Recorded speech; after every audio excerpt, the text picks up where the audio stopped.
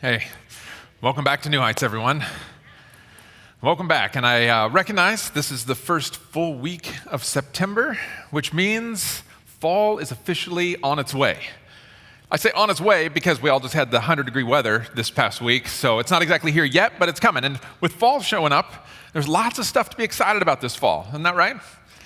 And no, I'm not talking about pumpkin spice lattes, although I know there's some fans of that pumpkin spice latte here in this room. What I'm talking about is, of course, this weekend, homecoming weekend, across all of our campuses at New Heights East Vancouver, West Vancouver, New Heights Battleground, Nuevas Alturas, and then right here at Central Vancouver. It's homecoming weekend, which means as a church, we're celebrating our church coming back together after summer and kicking off our fall groups and our fall ministries. So we are so thrilled that you're here this fall to celebrate with us on this weekend. But I also recognize that the fall season across many more households in our community represents the back-to-school season, right? And so for all of you kids who are part of our church here, if you are a kid or you have a kid or you know a kid or you used to be a kid, it's kind of all of us, well, then you know that the back-to-school season, that can create a little bit of anxiety within us, can't it? Because this is the season when students start to ask the question, well, what if I don't make friends in my class? Or what if I don't have anyone to sit next to during lunchtime? Or what if I don't have a group to belong to at school? And you see, all of those what if questions, they're hugely important in the lives of students. Why? This is why. Because we all long to belong. That is, we all want to be part of something outside of ourselves. But the question is, what do we long to belong to? Well, we all long to belong to an authentic community. That is, we want to have friendships and relationships in our life, people who can support us and encourage us every step along the way. Here at New Heights, you hear us say this a lot. You hear us say, we believe life is better together. And what that means is we believe that life really is better when we're in authentic community, when we have those relationships in our life. But we also believe the opposite to be true, that we believe life is harder when we're not in that type of authentic community. That is, if you don't have those sets of relationships, well, then you can feel lonely, or you can feel isolated, or you can even feel more stressed.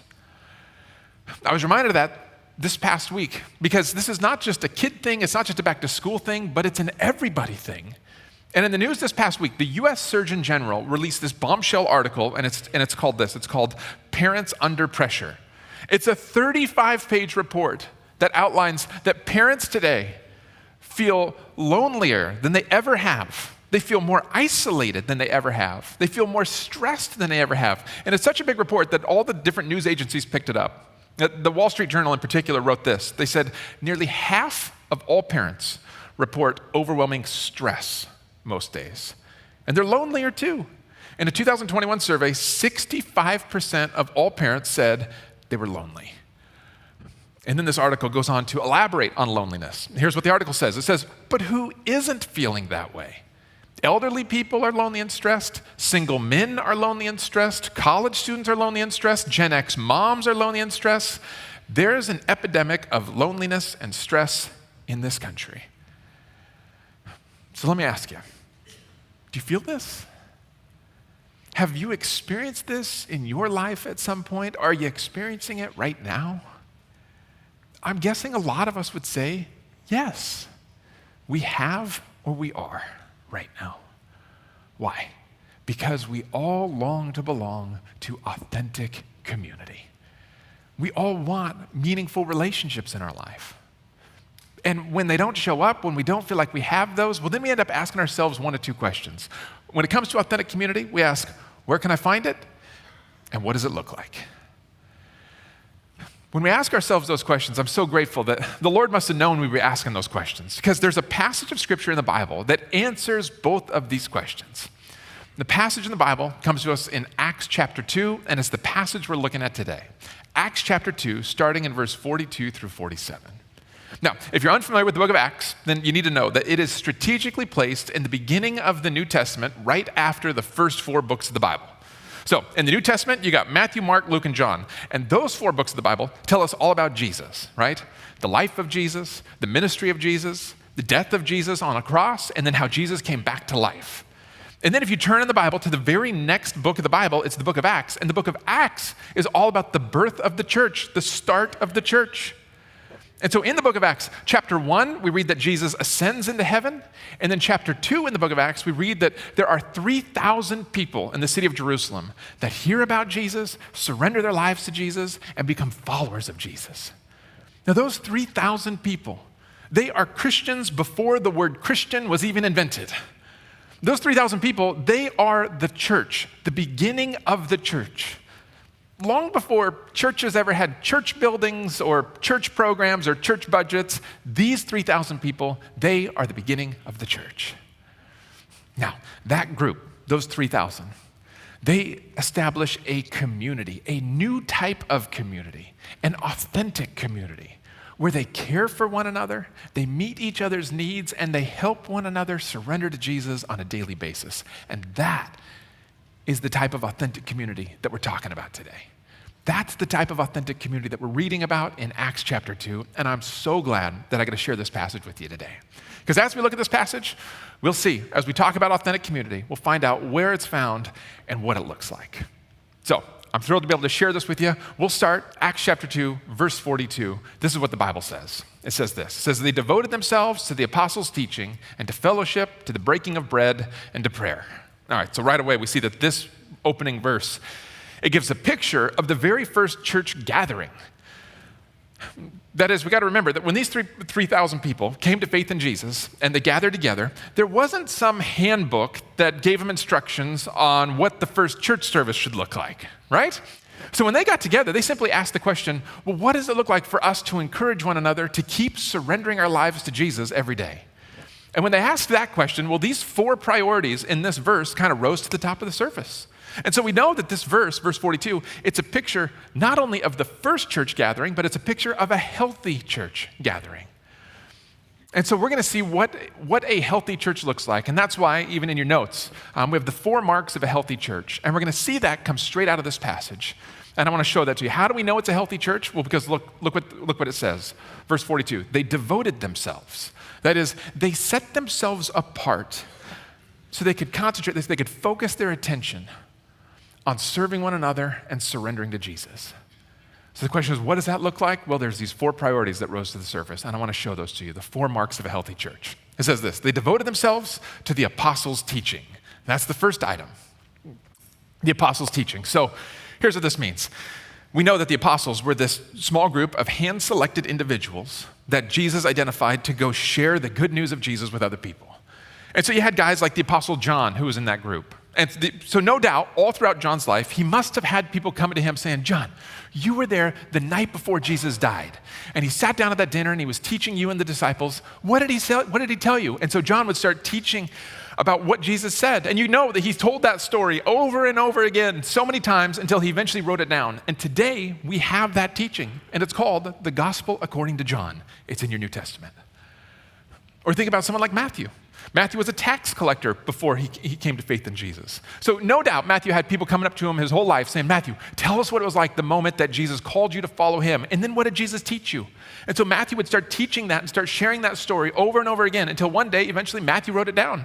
And when Matthew wrote it down, now we have that teaching, and we call it the Gospel according to Matthew. It's in our New Testament.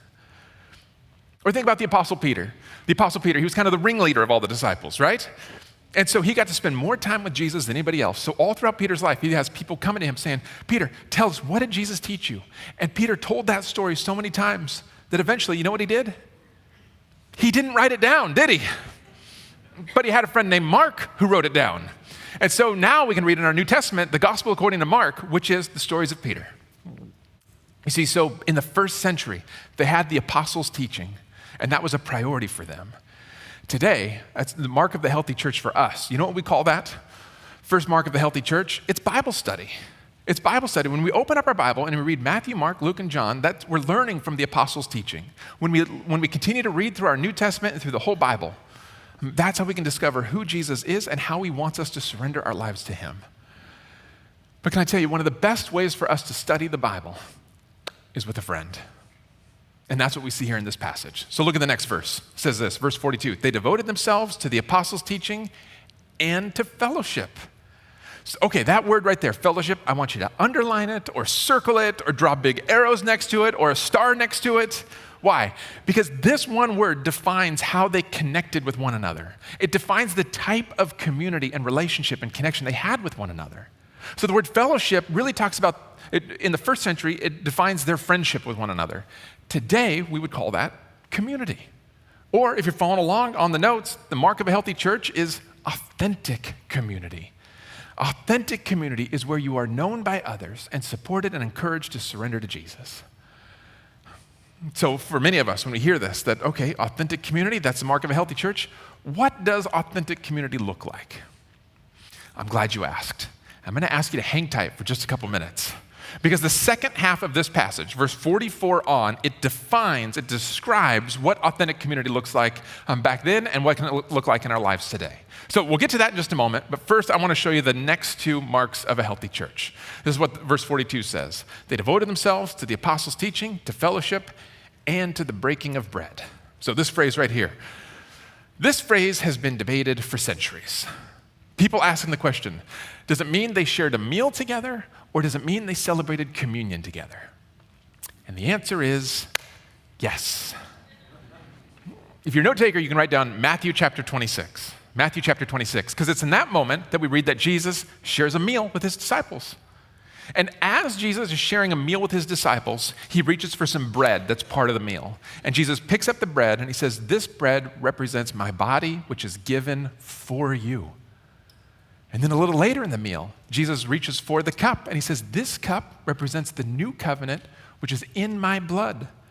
And so here, during a meal, Jesus is introducing the communion elements, these two elements that we use to remember the sacrifice that Jesus made on our behalf. And what we have to remember is in the first century, the communion elements were still very much a part of a larger meal that people would participate together. So in the first century, yes, they would share a meal together, but as they would share a meal, they would celebrate communion, celebrate the sacrifice that Jesus made on their behalf. And so for all of us living today, that's the third mark of a healthy church. It's a church that celebrates the communion table. That is, that focuses on the sacrifice that Jesus made on our behalf. And here at New Heights, we do that. We do that several times a year here at New Heights. And in fact, some of you often want to know, well, when's the next time we're doing that? So 3 weeks from today, we're celebrating communion together. The last week of September is when we'll be celebrating communion together, and it's an opportunity for us, again, to focus our attention and our lives on Jesus, just like the first church did. As they focused on Jesus, it brought them to a place of response to Jesus. And that's actually what we see there, the last pieces of this verse, verse 42. It says, they devoted themselves to the apostles' teaching, to fellowship, to the breaking of bread, and to prayer. To prayer. The first century church, they were committed to praying. They prayed in large groups and they prayed in small groups. They prayed for one another and they prayed for themselves. They prayed in the morning and they prayed at night. This group was devoted and committed to prayer. And it's the mark of a healthy church back then, and what we would call prayer today as a healthy mark of a healthy church, here's what we call it. We call it prayer. And as a church, we're committed to this. We're devoted to prayer. And what we know in the first century is they were so committed to prayer, they were so committed to surrendering to Jesus and looking for him, that they saw him show up in a powerful way. Let me show you in this next verse. Verse 43, it says, everyone was filled with awe at the many wonders and signs performed by the apostles. So see this phrase, being filled with awe? That means being captured by God's power. It's where we get our word awesome. You ever had an experience or an encounter where you go, wow, that was awesome? It's like it moves you to a place of worship. I've shared this with you guys before that oftentimes when I go skiing or I'm up in the mountains or I see this beautiful picture of Mount Hood, it brings me to a place of worship where I just go, wow, God, that is awesome. It's a moment where I am filled with awe. You have those moments in your life too, I know. Now, these people in the first century, they had that moment, but they weren't filled with awe by God's power when they saw a mountain. They were filled with awe by God's power when they saw him working through the apostles. Look at this. It says, everyone was filled with awe at the many wonders and signs performed by the apostles. So the question is, what are the wonders and signs exactly? What does that mean? Well, we're in Acts chapter 2. If you turn the page in your Bible, you get to Acts chapter 3, there's a prime example of the wonders and signs. That is, we read the story of the Apostle Peter walking into the temple, and there before he walks in, there's a paralyzed man who's on the ground. And Peter reaches out his hand, he helps him up, and immediately this man's legs and feet were healed. And the man begins to praise Jesus, and then it says everyone around him was astonished. What does that mean? It means everyone was filled with awe at the many wonders and signs performed by the apostles. Everyone was captured by God's power. Now, let me push pause right here, because I recognize that we all long to belong to authentic community. We are hardwired. We're created to be in relationship and in connection with other people. The question is, where do we find those connections? Where do we find that kind of community? Well, this passage in Acts chapter 2 tells us that we can find authentic community in a healthy church. Now, here at New Heights, we call authentic community, we call it community groups. And this is a season, as you've already heard, fall season when we're getting ready to launch a lot of community groups. And here's what you should know, that at our church, we have over 1,700 people who are participating in community groups this fall in 150 different living rooms around Clark County. So there are lots of folks who are experiencing this type of authentic community on a regular basis, but I also recognize there's a number of people here at New Heights who are not yet connected to a community group. You are not yet experiencing authentic community. And so for you, I want to invite you. You can participate this season. You can sign up. You can join one of those community groups this fall. And I get it. Even as I extend the invitation, some of you are like, okay, well, hold on, Matt. Before I'm so quick to accept the invitation, what happens in those community groups exactly? Because I don't want to show up and be caught off guard and have something weird happen, all right? Listen, the second half of this passage describes what authentic community looks like. And much of what's described in this passage, our community groups experience it on a weekly basis. So I'm excited to share this second half of the passage with you. Just like the first half of this passage identified the healthy marks of a church, now we get to see the marks of an authentic community. Okay, so let's take a look at verse 44. This is what it says. It says, all the believers were together and had everything in common. Whew, okay, see this phrase right here? Everything in common? Yikes. My friends, that is a miracle in and of itself, okay? Let me tell you why. Because if you look back at the beginning of Acts chapter 2, we read that there were thousands of people from all over the known world who were in the city of Jerusalem. And it was from all of those individuals that those 3,000 surrendered their life to Jesus and became followers of Jesus. Which means that group, those first believers, they came from all different countries, they spoke all different languages, all different cultures, all different backgrounds, and yet, look how they're described. They had everything in common. When you and I read that, we go, that's a miracle. How does that happen? The only way it happens is because they all have a unifying faith in Jesus. It's their faith in Jesus that brings them together.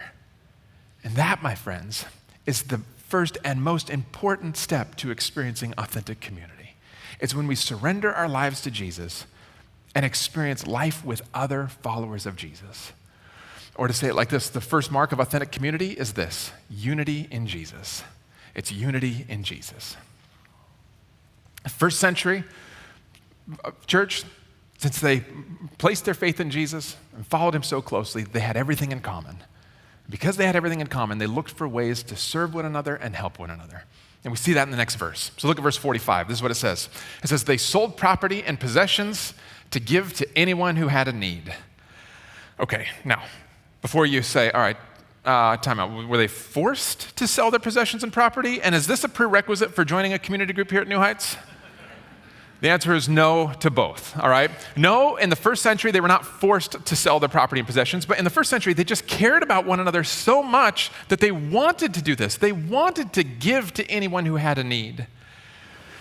And so for you and I, we recognize that this is the second mark of an authentic community. It's generosity toward one another. It's looking for ways to be generous towards the people that you're connecting with. And how does that generosity surface? Here's how. Because a community that seeks Jesus together looks for ways to share the love of Jesus with one another. Did you catch that? Have you experienced that in your life? That a community that seeks Jesus together looks for opportunities to share the love of Jesus with one another. And it's happening in the first century, and let me tell you, friends, I know it's happening in this church right here. through lots of our community groups. I could tell you story after story. There's one in particular that comes to mind from this past year, where my wife and I, we were invited to attend a friend's community group. And so we were stopping by the community group, and before we showed up, we were told, hey, there's one couple that won't be in attendance because he recently had cancer and just had surgery, and his wife is at home taking care of him.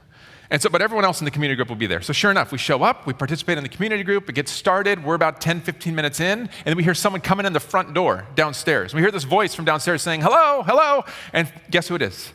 It's the wife. She comes in and she sits down and she says, look, I know you weren't expecting me, but I just knew you all were getting together this week, and I didn't want to miss the opportunity to say thank you.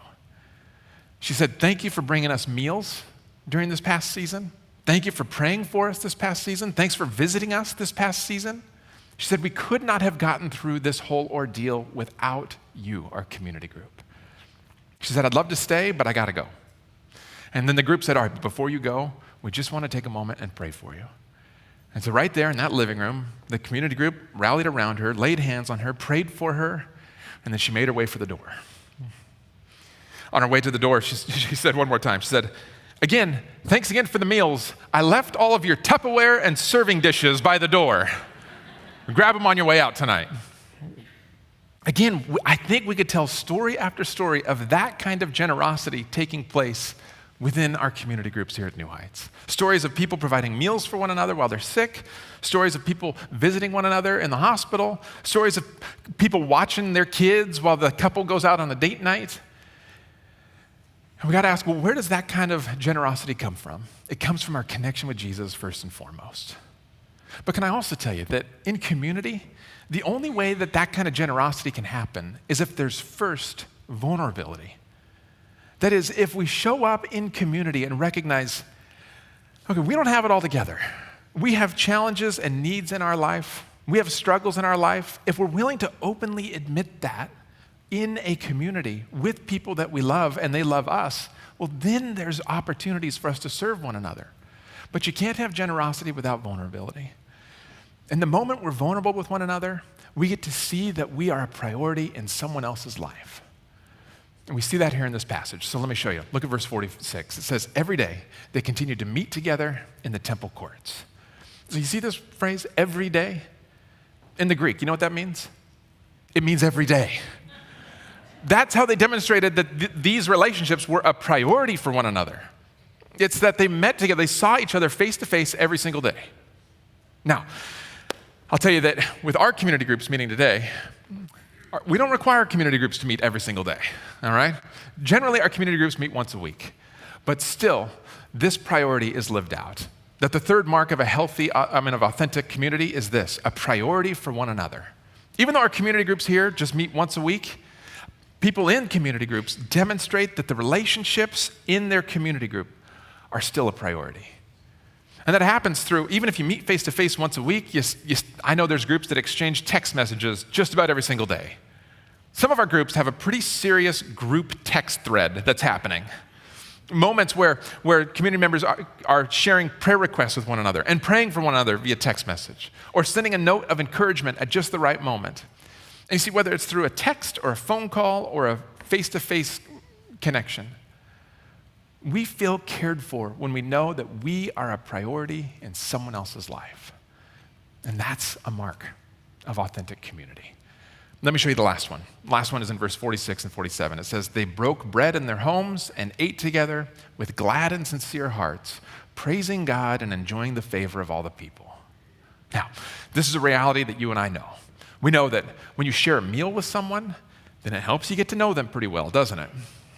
And the more you get to know someone, well, the more you can enjoy being with them. That's just human nature. The more time you spend with someone, the more you can enjoy being with them. We know that. They knew that. And so look what they did. They invited people into their homes, they shared a meal, and look what the Lord did in their hearts. As they spent more and more time with one another, they had glad and sincere hearts. The Lord opened up their hearts so they could experience greater joy when they were with one another. And that, my friends, is the fourth mark of authentic community. It's joy with one another. But can I tell you, all too often, it can be easy for us to show up and say, all right, first group meeting, let's see how this thing goes. And if it doesn't go, if it's kind of awkward, then we're out, we're done. But what we have to remember is the more time we spend with one another, the more comfortable we feel being with one another, and the more joy our hearts can be filled with. We can enjoy being with one another in that kind of a way. And so they experienced this kind of joy. And then I want to show you what happens next. It says, they were praising God and enjoying favor of all the people, and the Lord added to their number daily those who were being saved. You know what this tells us? It reminds us that we all long to belong to authentic community. We all want to be part of a community like this, to be known and encouraged, but also to have people helping us surrender to Jesus. Our challenge is oftentimes we don't know how to start. We don't know how to take that first step into that kind of a community. I was reminded of that this past year, where my wife and I, we had some friends who started attending New Heights, and they said they stepped into one of our lobbies, very first weekend back, and they saw all of these pockets of friendly people connecting together and laughing together. They were hugging each other, and they're like, this is what we want. This is the type of community that we want to be part of. So they said, all right, well, they talked about it for a second. They said, well, let's just hang in the lobby for a little extra time here, and then maybe someone will invite us into one of these friendly circles. But that didn't happen. And so they stepped into the auditorium, and they said, okay, well, let's go find 2 seats kind of by ourselves, and then maybe someone will invite us into one of those friendly circles. And that didn't happen. And then on their way out after the service, they said, well, maybe if we walk a little slower through the lobby, someone will invite us into one of those friendly circles. And it didn't happen. To hear them describe their experience here at New Heights, their very first week, this is what our friend said. She said, it was as if we were staring at a Norman Rockwell painting.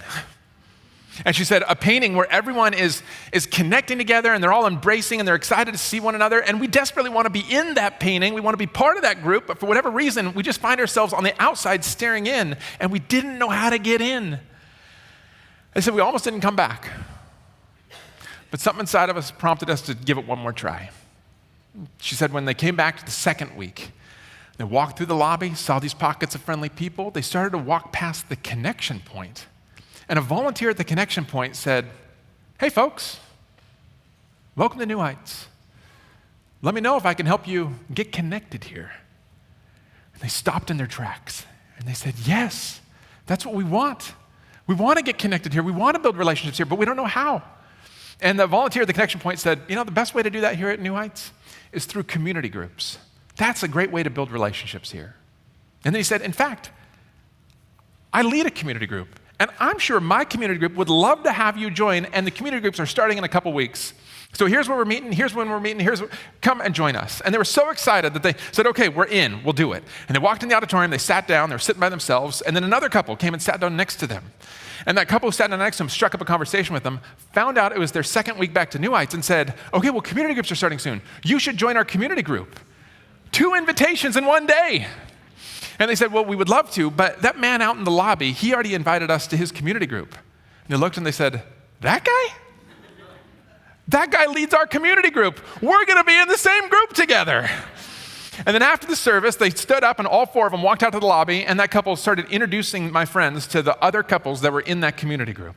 And here we are a year later, they're still in that community group. Reminds us, we all long to belong to authentic community.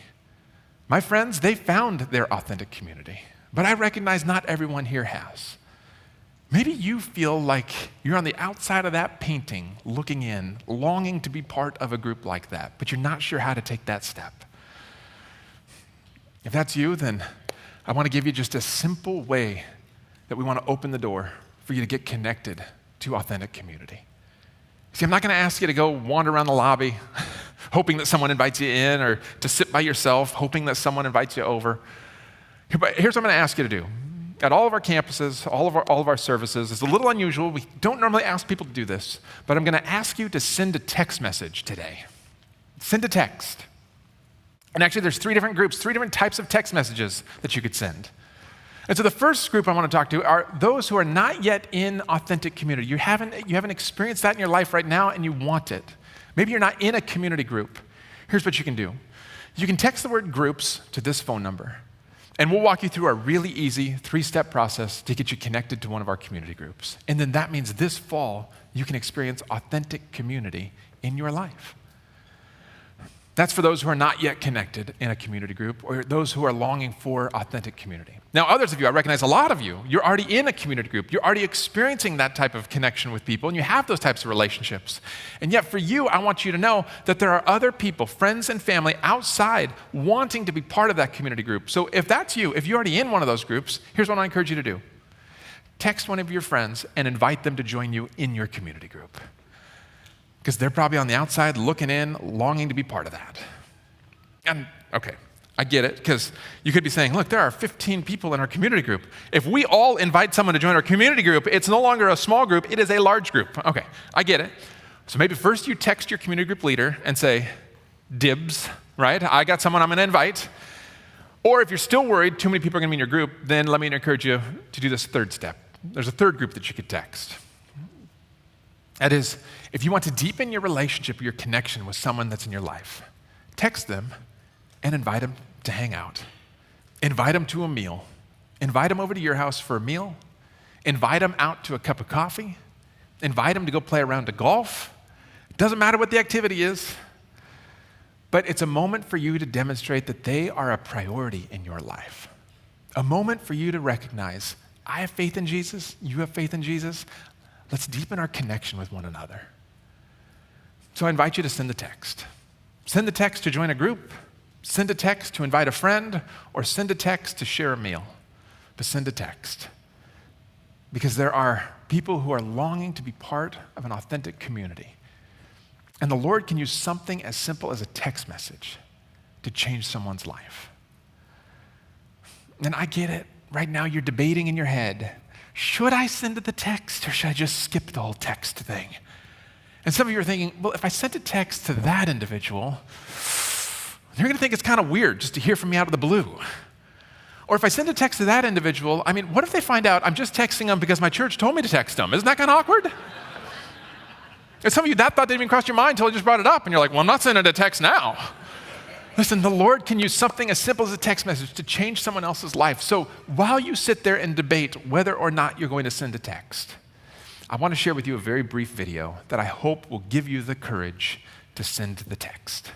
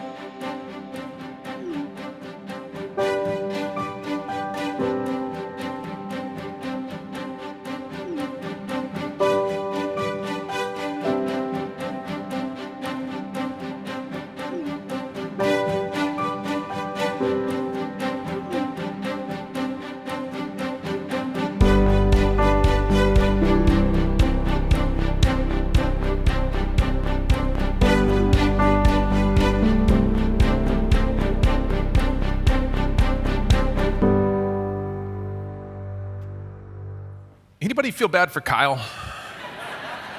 Some of you? Okay, some of you, yeah. Listen, we all long to belong to authentic community. None of us know what this next season is going to hold for any of our lives. But here's what we do know.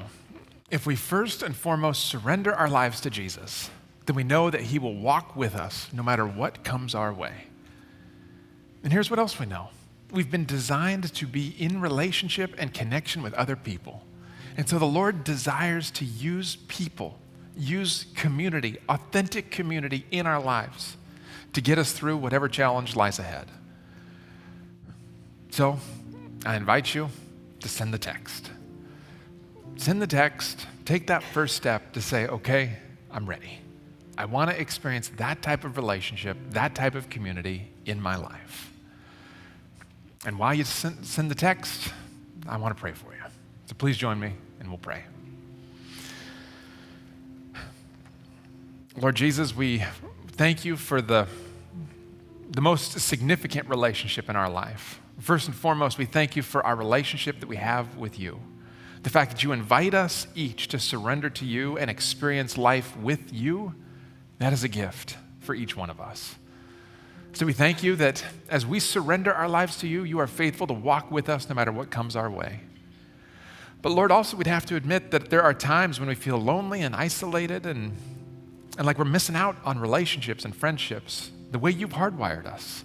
So Lord, would you please, as you open the door for those relationships, would you please give us the courage we need to step through and to engage, to be vulnerable, to look for opportunities to make those relationships a priority in our life, and to really celebrate the unity that we have in our faith in Jesus, Lord. So we surrender our lives to you, we surrender our relationships to you, we surrender this next season to you. We pray these things in the power of your name. Amen.